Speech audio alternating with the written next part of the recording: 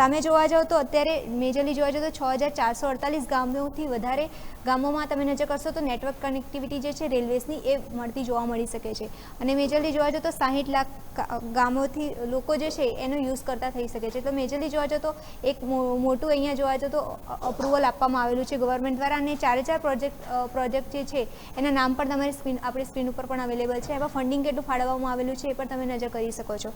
સામે જોવા જાઓ તો મેજરલી જે પોર્ટ જે છે એમાં આપણે કન્ટેનર અને કાર્ગો મુવમેન્ટ જે છે એ અહીંયાથી સરળ બનતી જોવા મળી શકે છે અને મેજરલી જોવા જાઓ તો આ બધા રીઝનના કારણે તમે નજર કરશો તો ઘણા સ્ટોકમાં ઇમ્પેક્ટ થતી જોવા મળી શકે છે. એટલે પોઝિટિવ ફેક્ટર અહીંયા ગણાવી શકીએ છીએ.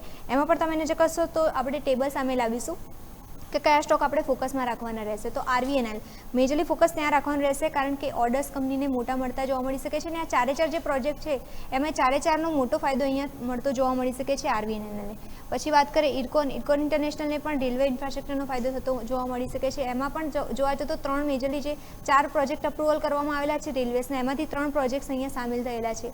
સામે જોવા જતો એલએનટી ત્યાં પણ જોવા જાઓ તો ઇન્ફ્રાસ્ટ્રક્ચરના જે ઓર્ડર જે છે અહીંયા કંપનીને મળતા જોવા મળી શકે છે.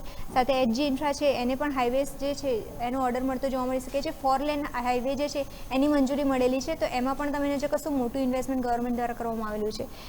દિલીપ બિલ્કોનની વાત કરીએ ત્યાં પણ જોવા જાઓ તો હાઈવે કન્સ્ટ્રક્શનનો ફાયદો અહીંયા થતો જોવા મળી શકે છે. તો મેજરલી જોવા જાઓ તો અપ્રુવલના કારણે આ 5 એવા સ્ટોક છે જ્યાં આપણે મોટું મોમેન્ટમ જોવા મળી શકે છે કારણ કે અહીંયા જોવા જાઓ તો પોઝિટિવ ન્યૂઝ ફેક્ટર જોવા મળી રહ્યા છે.